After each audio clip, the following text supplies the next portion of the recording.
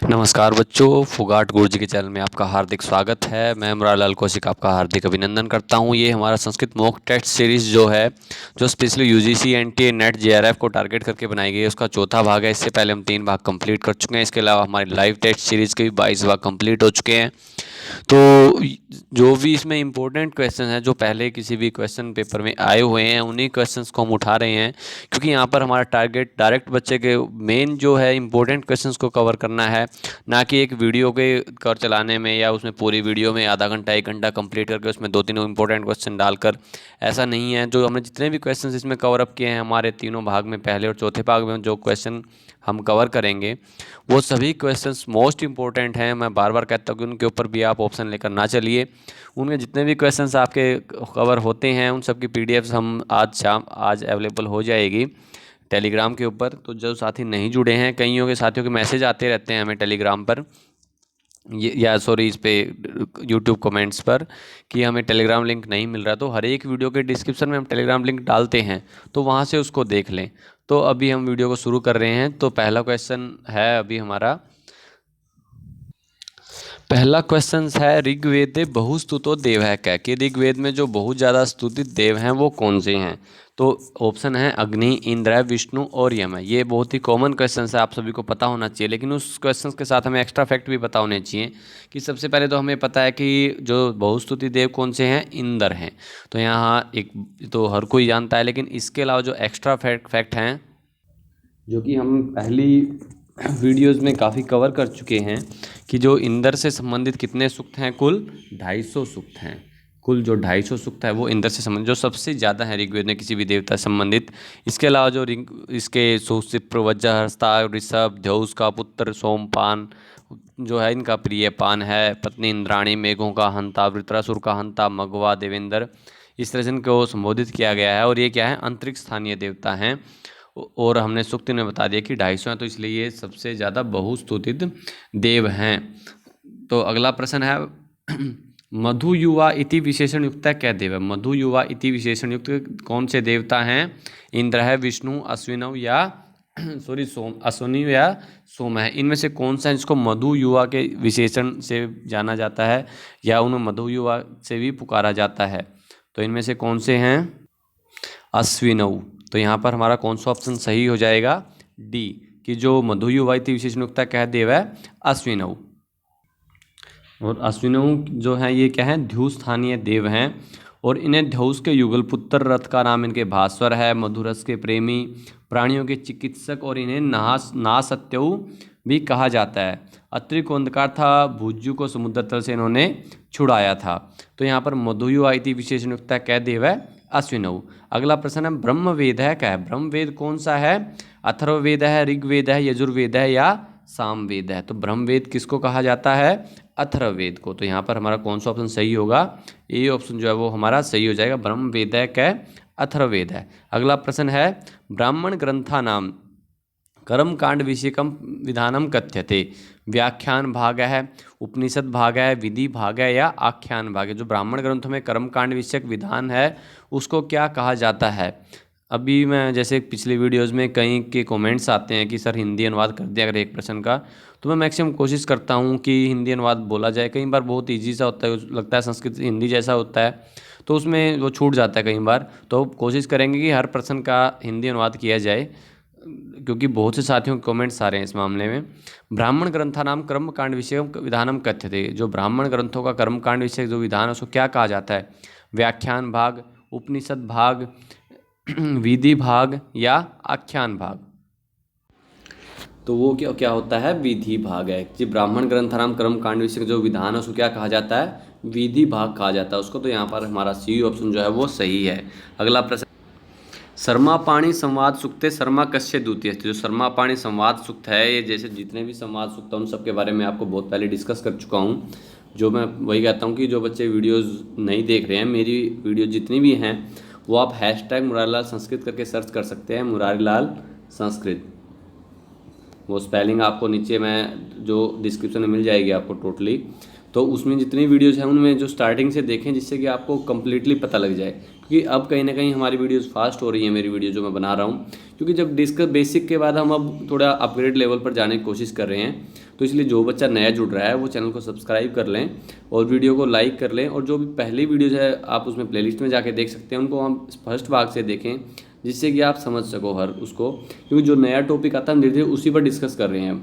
तो शर्मा पाणि संवाद सुख शर्मा कस्य द्वितीय अस्ति, जो शर्मा है वो किसकी द्वितीय है, तो वहाँ पर किसका, विष्णु हो, अग्नि, इंद्रस्य या बृहस्पति। जो शर्मा पाणि संवाद सुख में क्या है, इंद्र। तो यहाँ पर हमारा कौन सा ऑप्शन सही है, सी ऑप्शन जो है वो हमारा सही हो जाएगा। अगला प्रश्न है, न वै स्त्रैणी असख्यानि संतिति कै कथ्यति, कि इसको कौन कहता है, उर्वशी, पुरूरवा, इंद्र या पणि। तो किसका कथन है ये, तो ये कथन है उर्वशी का। तो हम ए ऑप्शन सही है कि न वै स्त्रैणानि सख्यानि संतिति कै कथ्यति उर्वशी। तो ए ऑप्शन जो है वो हमारा सही हो जाएगा। अगला प्रश्न है, मैक्स मूलर मतानुसारम ऋग्वेद से काल अस्ति, जो मैक्स मूलर के मत के अनुसार ऋग्वेद का काल है, यानी कि मैक्स मूलर ने ऋग्वेद का काल कितना निर्धारित किया है, कितना माना है उन्होंने, लेकिन बाद में उन्होंने भी कहा है कि उन्होंने समय निश्चित के बाद कहा गया कि इसका कोई समय निर्धारित नहीं किया जा सकता, लेकिन फिर भी उन्होंने जो समय माना है ऋग्वेद के लिए, तो वो माना है 1200 BC, यानी कि बिफोर क्राइस्ट। तो यहाँ पर हमारा बी ऑप्शन जो है वो सही हो जाएगा कि मैक्स मूलर ने ऋग्वेद का काल माना है 1200 BC। प्रश्न नंबर 8 है, जैकोबी मतानुसारम ऋग्वेद से काल अस्ति, कि जैकोबी मत के अनुसार ऋग्वेद का काल है, क्योंकि ये कई जो बताए गए हैं, कम से कम 4-5 का हमें पता होना चाहिए, वो पूछे जाते हैं कई बार। तो जैसे मैक्स मूलर का यहाँ पर हमने बता दिया 1200 BC मैक्स मूलर का बताया। तो उसके बाद जैकोबी है कि जैकोबी मतानुसार ऋग्वेद से काल अस्ति, तो जैकोबी के अनुसार ऋग्वेद का काल कौन सा है, 4500 BC इन्होंने माना है, 4500।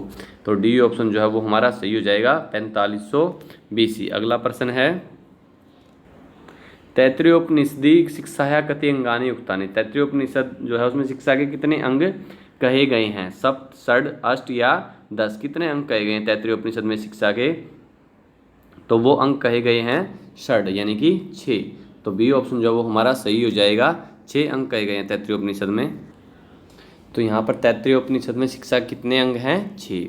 और जो बच्चे जुड़े हैं वो 6 के 6, जो बच्चा मुझे नाम बता सकता है वो कमेंट सेक्शन के अंदर इसके 6 अंग कौन कौन से हैं वो उनके बारे में बताएं। तैत्तिरीयोपनिषद के बारे में एक्स्ट्रा फैक्ट जो भी हैं वो लिखकर बताएं मुझे। प्रश्न नंबर 10 है, शुक्ल यजुर्वेदेन सह संबंधम अस्ति, शुक्ल यजुर्वेद के साथ संबंधित है बोधायन सूत्रम, मानव सूत्रम, आपस्थम सूत्रम या कात्यायन सूत्रम, कि शुक्ल यजुर्वेद के साथ इनमें से कौन सा जो सूत्र है वो संबंधित है। तो शुक्ल यजुर्वेद से संबंधित है यहाँ पर कात्यायन सूत्रम। तो डी ऑप्शन जो वो हमारा सही हो जाएगा, कात्यायन सूत्रम। और प्रश्न नंबर 11 है, असदृशम चिन्हुत, हमने इनमें से असदृश चुनना है, यानी कि जो समान नहीं है, यास्क, पाणिनि, कात्यायन या पतंजलि ही। तो हमने यहाँ पर देखना से कात्यायन है, पतंजलि है, पाणिनि है, ये भाष्यकार हैं, ये अष्टाध्यायी, और यहाँ पर वार्तिककार। तो यास्क जो है निरुक्तकार वो अलग हो जाएगा। तो यहाँ पर हमारा ऑप्शन होगा यास्क, ए ऑप्शन जो है वो हमारा सही हो जाएगा, क्योंकि पता ये तीनों व्याकरण से संबंधित हैं और ये निरुक्तकार हैं। तो इसलिए अगला प्रश्न है हमारा, बृहति छंदसी अक्षराणि सन्ति, जो बृहति छंद है उसमें कितने अक्षर हैं, बृहति छंद में कितने अक्षर हैं, 36 हैं। बृहति छंद में कितने अक्षर हैं, 36, 63। तो यहाँ पर हमारा सी ऑप्शन जो है वो सही है। अगला प्रश्न है, सांख्यकारिकायाम सत्कार्यवाद साधका हेतवः सन्ति, अष्टौ, सांख्यकार्यम जो सत्कार्यवाद के साधक हेतु कितने हैं, अष्ट, 8, सप्त, 7, पंच, 5 और षड 6, कि कितने हैं, तो वो हैं 5, यानी कि 5। सांख्यकारिकायाम सत्कार्यवाद साधका हेतवा सन्ति 5। तो यहाँ पर हमारा सी ऑप्शन जो है वो सही हो जाएगा। अगला प्रश्न है, प्रश्न नंबर 14 है, चतुर्दश, सांख्यकारिकायाम संघात परार्थत्वात् इत्ययं हेतु कस्य सत्तायाः साधक, सांख्यकारिका जो संघात परार्थत्वात् है ये जो हेतु किस सत्ता का साधक है, व्यक्तस्य, प्रकृतेः, पुरुषस्य या अव्यक्तस्य। तो यहाँ पर कौन किसका है, ये पुरुषस्य। तो यहाँ पर सी ऑप्शन जो है वो सही होगा, सांख्यकारिकायाम संघात परार्थत्वात् इत्ययं हेतु पुरुषस्य सत्तायाः साधक है। तो सी ऑप्शन जो है वो सही है। अगला प्रश्न है, सांख्य मते भूतादेः अहंकारात् उत्पद्यते, जो सांख्य मत में भूतादेः जो अहंकार से उत्पन्न होता है? कर्मेंद्रिय पंचकम, ज्ञानेंद्रिय पंचकम, अंतःकरणम या तन्मात्रा पंचकम की। तो यहाँ पर हमारा किससे होगा? अंतःकरण से होता है। भूतादि अहंकारादि उत्पत्ति किससे होता है? अंतःकरणम। तो यहाँ पर हमारा सी ऑप्शन, सॉरी, तन्मात्र पंचकम। तो यहाँ पर डी ऑप्शन जो है वो हमारा सही होगा, अंतःकरण से नहीं। जो तन्मात्रा पंचकम है उससे होता है। सांख्य मत के भूतादि अहंकारात उत्पद्यते तन्मात्र पंचकम। तो डी ऑप्शन जो है वो हमारा सही हो जाएगा। सांख्य मते भूतादि अहंकारात उत्पद्यते तन्मात्र पंचकम। अगला प्रश्न है, प्रकृति आत्मनः आत्मानं कतिभिः रूपैः बध्नाति। जो प्रकृति आत्मा स्वयं को आत्मानं कतिभिः अपने लिए कितने रूपों में बंधनित करती है? षड्भिः, सप्तभिः, चतुर्भिः या 10 भी। तो वो कितने उस रूपों में होता है? 10 भी, यानी कि जो, सॉरी, सप्तभिः। जो बी ऑप्शन जो है वो सही हो जाएगा, सप्तभिः, 7। प्रकृति ही आत्मा आत्माना आत्मना आत्मानम कतिभिः रूपैः बध्नाति, सप्तभिः, 7। अगला प्रश्न है, वेदांत सारानुसारम शुद्धम क्रमम चिनुत। वेदांत सार के अनुसार हमने यहाँ शुद्ध क्रम चुनना है। सम दम उपरति समाधान तितिक्षा श्रद्धा, सम दम तितिक्षा उपरति समाधान श्रद्धा, सम दम समाधान उपरति तितिक्षा श्रद्धा या सम दम उपरति तितिक्षा समान श्रद्धा। तो इनमें हमने एक क्रम के बारे में बताना कि जहाँ सही क्रम के बारे में बताया गया है। तो यहाँ पर सही क्रम क्या होगा? सही क्रम होता है सम दम उपरति तितिक्षा समाधान और श्रद्धा। तो ऑप्शन में देखिए कौन सा है वो? सम दम उपरति। सम दम के बाद देखो यहाँ पर सम दम उपरति पहला सही है, लेकिन उसके बाद तितिक्षा होता है, ये नहीं होगा। सम दम उपरति, यहाँ पर तितिक्षा हो गया, ये भी नहीं है। सम दम समाधान, ये भी नहीं है। तो ये होगा सम दम उपरति तितिक्षा समाधान श्रद्धा। तो डी ऑप्शन जो है वो हमारा सही हो जाएगा। यहाँ पर सही क्रम कौन सा है? सम दम उपरति तितिक्षा समाधान और श्रद्धा। तो डी ऑप्शन जो है वो सही हो जाएगा। अगला प्रश्न है, प्रश्न नंबर 18 है, वेदांत सारानुसारम अज्ञानम नास्ति। वेदांत सार के अनुसार अज्ञान नहीं है। सत्ता निर्वचनीयम, असत्ता निर्वचनीयम, त्रिगुणात्मकम या भाव रूपम। तो क्या होता है? सत्ता निर्वचनीयम जो है वो अज्ञान नहीं है। तो यहाँ पर हमारा कौन सा? ए ऑप्शन जो है वो सही हो जाएगा। वेदांत सारानुसारम अज्ञानम नास्ति सत्ता निर्वचनीयम। तो ए ऑप्शन जो है वो सही है। अगला प्रश्न है, शरीर मध्य गति शीत पीतानादि समीकरण करा है वायु अस्ति कि वो कौन सी वायु है? शरीर मध्यगत जो है तो वो है व्यान, समान, उदान या प्राण। तो कौन सी वायु है? तो वो होती है समान है। तो यहाँ पर हमारा कौन सा ऑप्शन है वो सही हो जाएगा? बी ऑप्शन जो है वो हमारा सही हो जाएगा कि जो शरीर मध्य गत शीत पीत अनादि समीकरण कर वायु होती है वो कौन सी है? शरीर के मध्य गत शीत पीत अनादि समीकरण करने वाली वायु कौन सी होती है? वो होती है समान है। तो जो बी ऑप्शन है वो सही है। अगला प्रश्न है, अद्वैत वेदांते मुक्ति कतिधा। अद्वैत वेदांत जो उसमें मुक्ति कितने प्रकार की बताई गई है? द्विधा, त्रिधा, चतुर्धा या अष्टधा। तो कितने प्रकार की मुक्ति बताई गई है? वहाँ पर 2 प्रकार की। तो द्विधा, यहाँ पर जो ए ऑप्शन है वो हमारा सही हो जाएगा। अद्वैत वेदांते मुक्ति कतिधा द्विधा। तो अगला प्रश्न है, घट रूप से असमवाय कारणम भवति।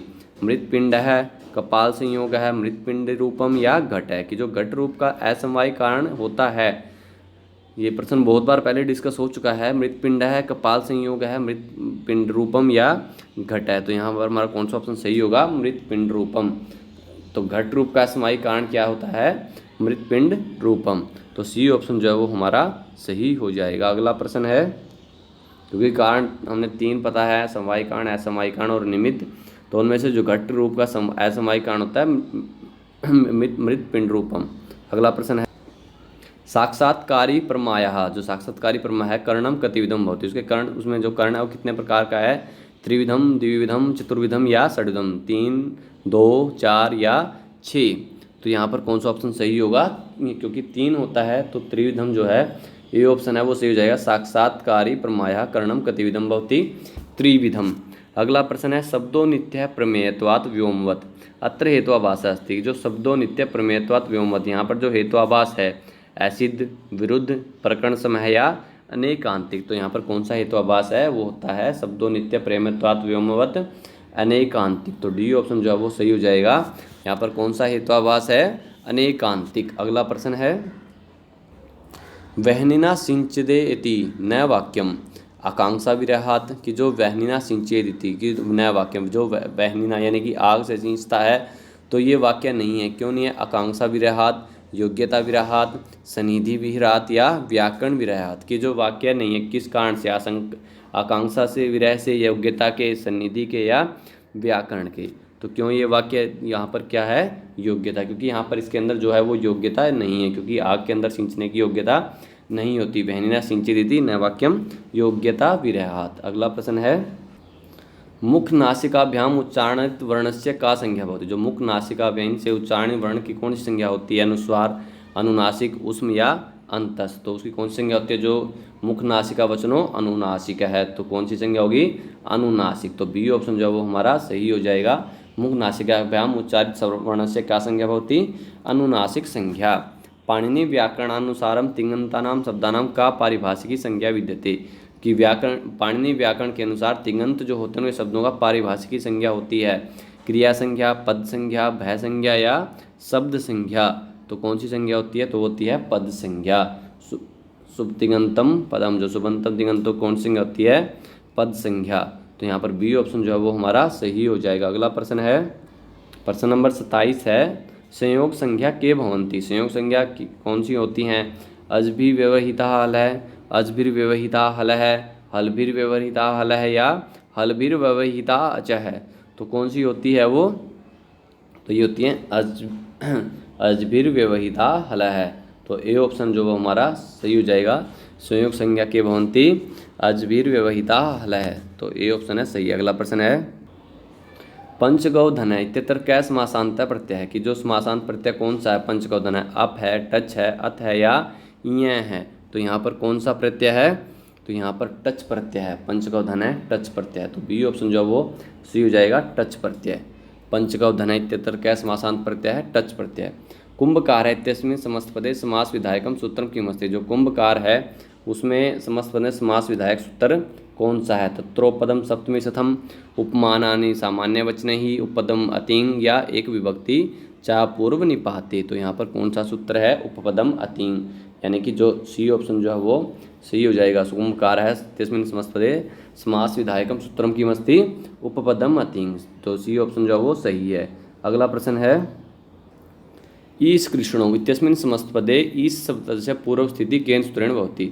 जो ईश कृष्ण, ईशस्य कृष्णस्य, ये समस्त पद है, इसमें ईश जो पद है इसकी पूर्व स्थिति जो है वो किस सूत्र से होती है, द्वंद्वे घी, अल्पास्तरम, निष्ठा या अजाध्यंतम। तो किससे यहाँ पर होती है, तो वो होती है अजाध्यंतम। तो यहाँ पर जो डी ऑप्शन है वो सही होगा। अगला प्रश्न है, निम्नलिखितेषु को धातु द्विकर्मको अस्ति। कौन सी धातु द्विकर्मक है, जी, क्री, पठ या गम। तो इनमें से कौन सी धातु है जो द्विकर्मक है, तो वो जी धातु है। तो ए ऑप्शन जो है वो हमारा सही होगा, जी धातु। अगला प्रश्न है, निम्नलिखितेषु प्रयोगेषु अशुद्धम प्रयोगम चिनुत। प्रश्न नंबर 32 है ये, कि इनमें अशब्द जो हमने अशुद्ध प्रयोग है वो चुनना है। अभिनिविशते सन्मार्गम, वैकुंठे अधितिष्ठति, वैकुंठम अधिवस्ति या ग्रामम उपविशति। इनमें से हमने अशुद्ध चुनना है, कौन सा अशुद्ध है इनमें से। तो ध्यान से देखें एक बार, फिर बताएं कि कौन सा इसमें से अशुद्ध है। तो इसमें से अशुद्ध है वैकुंठे अधितिष्ठति। जो बी ऑप्शन है जो वो सही हो जाए, क्योंकि अधितिष्ठति अधिवस्ति होता है। तो ये दोनों में आप समझ सकते हैं, अगर एक भी आपको अच्छे से याद है तो यहाँ पर हमारा बी ऑप्शन है वो सही हो जाएगा, अगर इस वैकुंठम अधितिष्ठति। अगला प्रश्न है, निम्नलिखितेषु को ध्वनि संघर्षी न विद्यते। ख, ख, श और श, इनमें से कौन सी ध्वनि संघर्षी नहीं है, तो कौन सी है वो, तो वो होती है ख। जो ए ऑप्शन है वो सही है, ख है वो संघर्षी न विद्यते नहीं है। अगला प्रश्न है, पितृशब्दस्य कृते। प्रश्न नंबर 34 है कि पितृशब्दस्य कृते फारसी भाषायां किम रूपम उपलभ्यते। जो फारसी भाषा में क्या रूप मिलता है, पतेर, पतेर, पितर, पिदर या पदेर। तो यहाँ पर फारसी भाषा में क्या मिलता है, पिदर, क्योंकि जैसे हम बताते हैं कि संस्कृत से ही या इनसे सभी भाषाएं मिलती जुलती हैं ये सभी, इसीलिए संस्कृत भाषा को सभी भाषाओं की जननी कहा जाता है। जैसे कि पितृ शब्द है संस्कृत, तो फारसी में भी क्या मिलता है, पिदर। तो यहाँ पर सी ऑप्शन जो वो हमारा सही हो जाएगा। अगला प्रश्न है, निम्नलिखितासु का भाषा शतम वर्गस्य नास्ति। इनमें से जो कौन सी भाषा है वो शतम वर्ग की नहीं है, संस्कृत, फारसी, रूसी या ग्रीक। क्योंकि हमें संस्कृत, फारसी और जो रूसी हैं वो तीनों जो हैं ये शतम वर्ग की, लेकिन जो ग्रीक जो है वो शतम वर्ग की नहीं है। तो यहाँ हमारा डी ऑप्शन जो है वो सही हो जाएगा। ग्रीक जो है वो स्तंभवर्ग से संबंधित नहीं है। अंग्रेजी भाषा कस्या शाखाया भाषा विद्यते, जो अंग्रेजी भाषा है वो किसकी शाखा की भाषा है? जर्मन, इतालिक, ग्रीक या केल्टिक। तो किसकी भाषा है ये? जर्मन। तो ए ऑप्शन जो है वो सही हो जाएगा। अंग्रेजी भाषा कस्या शाखाया भाषा विद्यते जर्मन, अंग्रेजी भाषा किस शाखा की भाषा है? जर्मन की। तो ए ऑप्शन जो सही हो जाएगा। अगला प्रश्न है, कामधेनु कस्मै शापम दत्तवती, कामधेनु ने किसके लिए शाप दिया? अजाय, दिलीपाय, दशरथाय या रघवे। किसके लिए शाप देती है कामधेनु? तो वो होता है दिलीपाय, दिलीप के लिए। तो बी ऑप्शन जो है वो सही हो जाएगा।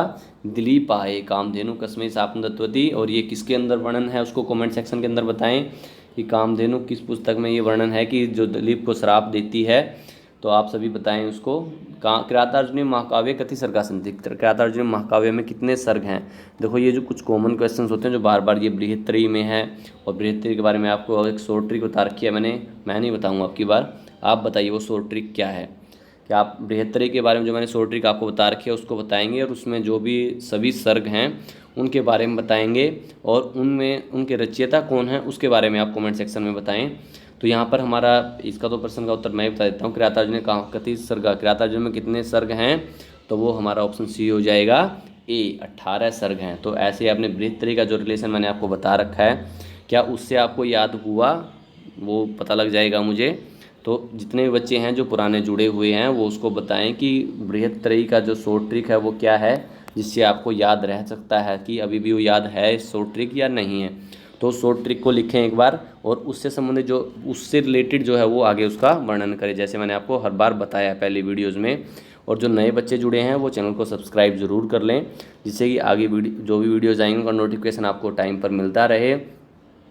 और आपको टेलीग्राम चैनल का लिंक जो है वो डिस्क्रिप्शन में मिल जाएगा।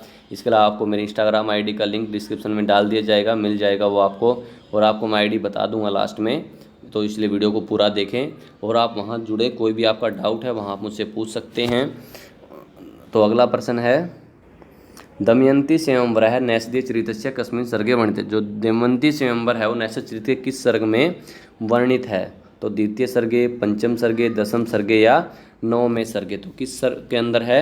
तो वो है दसम सर्गे, 10वें सर्ग के अंदर। दमयंती स्वयंवर का वर्णन जो है वो 10वें सर्ग में है। नैषधीय चरितम के बारे में भी आप मुझे बताएं, क्योंकि पिछली वीडियोज में मैंने आपको ऐसे ही प्रश्न पूछते हैं, लेकिन बहुत से बच्चे पता नहीं क्यों मतलब वहाँ पर लिखने में हिचकिचाते हैं, उनको कुछ अलग लगता है या ऐसा कुछ लगता है कि अगर हम लिख देंगे तो सर को कुछ बेनिफिट हो जाएगा। बेटा ऐसा कुछ नहीं है कि मैं आपसे पूछता हूँ कि आपको कुछ बेनिफिट है, लेकिन अगर इस चीज़ को आप लोग लिखोगे तो ज़रूर आपको कोई ना कोई बेनिफिट होगा, क्योंकि उसको आप कहीं ना कहीं आपके दिमाग में वो चीज़ मेमोराइज होगी। तो इसलिए जो भी आपसे क्वेश्चन इसमें पुट कर रहा हूँ अब मैं, तो वो आपको यहाँ लिखने की कोशिश ज़रूर करें। और मैं भी कोशिश करूँगा कि अगर आपको कोई अशुद्धि है तो वहाँ पर हम उसे शुद्ध करने का प्रयास करेंगे। और दूसरे जो साथी हैं उनसे भी आपकी अशुद्धि दूर हो ही जाती है, क्योंकि आपको उसी टाइम समझ में आता है कि हाँ मैंने ये गलत लिखा और ये इसका सही आंसर था। तो वो कहीं ना कहीं आपकी बुद्धि में स्थिर हो जाता है। तो इसलिए प्रश्न जो पूछे जाते हैं आपसे उसको उत्तर देने की कोशिश ज़रूर किया करें। तो नैषध चरित के बारे में आपको बताना है जितने एक्स्ट्रा फैक्ट मैंने बताए हुए हैं आपको। तो यहाँ पर हमारा कौन सा उत्तर सही था? 10वें सर्गे।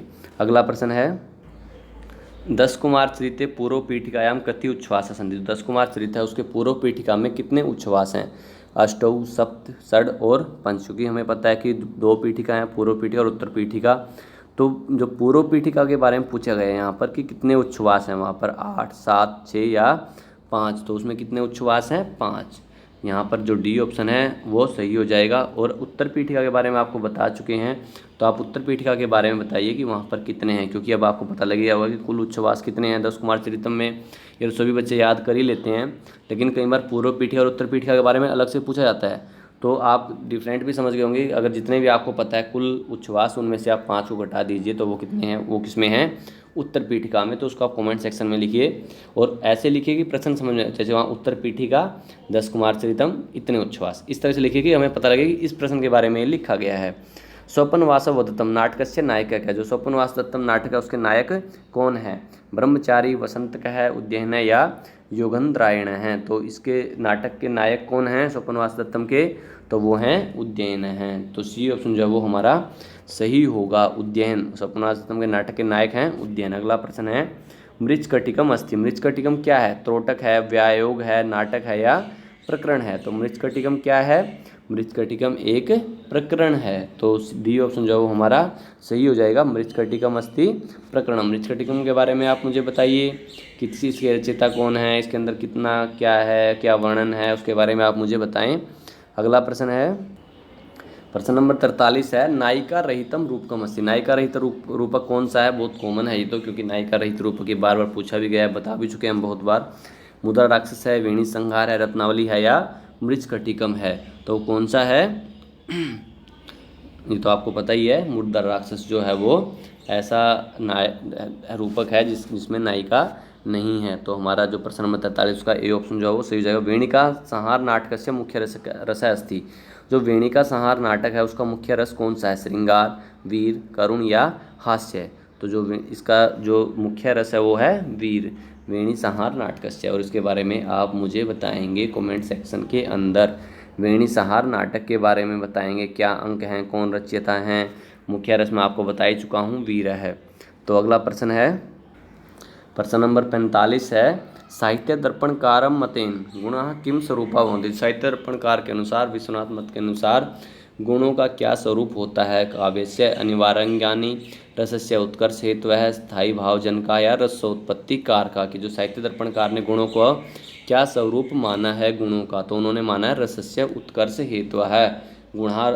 तो यहाँ पर बी ऑप्शन जो है वो हमारा सही होगा, रसस्य उत्कर्ष हेतवः। अगला प्रश्न है प्रश्न नंबर 46 है, श्वेतो धावती उदाहरणमिदं कस्या लक्षणाया विद्यते। कि श्वेतो धावती, श्वेत जो है वो दौड़ता है, ये उदाहरण जो है वो किस लक्षणा का उदाहरण है? रूढ़ उपादान लक्षणयः, प्रयोजने उपादान लक्षणयः, रूढ़ लक्षण लक्षणायाः या प्रयोजने लक्षण लक्षणायाः। कि ये किसका उदाहरण है? कस्या लक्षणायाः विद्यते। तो ये उदाहरण है रूढ़ उपादान लक्षणायाः। ए ऑप्शन जो हमारा सही होगा, रूढ़ उपादान लक्षणाया का ये उदाहरण है। साहित्य दर्पणे वेदांतर स्पर्श शून्य है कस्य विशेषणम अस्ति। साहित्य दर्पण में जो वेदांतर स्पर्श शून्य है वो किसका विशेषण है? किसके लिए प्रयोग किया गया? तो वो है रस के लिए, रसस्य। साहित्य दर्पणे वेदांतर स्पर्श शून्य है कस्य विशेषणम अस्ति, रसस्य। तो बी ऑप्शन जो है वो सही होगा। अगला प्रश्न है प्रश्न नंबर 48 है, प्रमाता तद भेदेन स्वात्मानं प्रतिपद्यते उक्तिरम कस्य विद्यते। ये जो उक्ति है वो किसकी है? कुंतकस्य, आनंदवर्धनस्य, परमहंसस्य या विश्वनाथस्य। तो ये किसकी युक्ति है? प्रमाता तद भेदेन स्वात्मानं प्रतिपद्यते, ये युक्ति है विश्वनाथ की। तो डी ऑप्शन जो वो सही होगा, प्रमाता तद अभेदेन स्वात्मानं प्रतिपद्यते विश्वनाथस्य। असदृशम चिन्होत, हमें असदृश बताना है। प्रकरण, त्रोटक, श्रास्कम या शिल्पकम, इनमें से हमें जो असदृश है, समान नहीं है, वो बताना हमें प्रकरणम। तो यहाँ पर अलग हो जाएगा प्रकरण, क्योंकि त्रोटकम, रास्कम, शिल्पम ये क्या है? तो यहाँ पर प्रकरण जो है वो अलग है, असदृश है। तो ए ऑप्शन जो है वो हमारा सही होगा। अगला प्रश्न है, नाटके अंगिरस है भवितुम अर्हति। नाटक में अंगिरस हो सकता है भयानक, रौद्र, वीर या शांत। क्योंकि जो श्रृंगार, वीर, इनमें से तो यहाँ पर कौन सा है? वीर। तो वीर रस है वो अंगिरस हो सकता है। तो सी ऑप्शन जो है वो हमारा सही होगा। इस तरह से जो ये हमारा 50 क्वेश्चन हमने इस वीडियो में किए हैं, आपको ये वीडियो कैसा लगा वो ज़रूर बताएं। और इसके अलावा आप मुझे इंस्टाग्राम पर ज्वाइन कर सकते हैं, ये मेरी आईडी है और जिसका लिंक आपको डिस्क्रिप्शन में मिल जाएगा। m.elkosi करके आप सर्च कर सकते हैं। तो वहाँ आपका कोई भी डाउट है किसी भी तरह का, किसी भी, या कुछ मटेरियल है तो वो आपको टेलीग्राम चैनल पर मिलेगा, उसका लिंक भी आपको डिस्क्रिप्शन में मिल जाएगा। कि कई बच्चे उसमें कमेंट में होते हैं, हर एक को इंडिविजुअली अवेलेबल नहीं करवाया जा सकता लिंक, तो प्लीज़ उससे पहले एक बार कमेंट सेक्शन जरूर देख लिया करें। तो सॉरी, डिस्क्रिप्शन में हमें जो भी हम डिस्कस होता है हमारा, उसका लिंक, जो भी हम बोलते हैं वो लिंक वहाँ पर हम अवेलेबल करवा देते हैं उसी टाइम। तो प्लीज़ कमेंट सेक्शन में इंडिविजुअली ना अवेलेबल हो सकता है, उसके लिए हम समझ आते हैं, लेकिन आप लोग डिस्क्रिप्शन से उस चीज़ को, वहाँ उस लिंक को क्लिक करके टेलीग्राम से जुड़ सकते हैं। इंस्टाग्राम पर आप मुझे ज्वाइन कर सकते हैं। और ये वीडियो कैसा लगा, मैं बार बार आपसे कहता हूँ कि आप मुझे लाइक या डिसलाइक करते रहें, साथ साथ अपना फीडबैक देते रहें, क्योंकि एक आपके मन में क्या है वो एक अलग है, लेकिन कहीं ना कहीं अगर आप हमें उसको बोलोगे, बताओगे, तो हमें भी उसको अच्छा लगेगा और हम भी उसमें सुधार करने का प्रयास करेंगे अगर आपको कुछ अच्छा नहीं लग रहा है तो। और वीडियो आपको कैसा लगा उसको लाइक कर लें, और चैनल को जो नए जुड़े हैं अभी इस वीडियो से, वो सब्सक्राइब ज़रूर कर लें चैनल को, जिससे कि आपको अगली वीडियोज़ के लिंक टाइम पर मिलते रहें। तो सभी का धन्यवाद।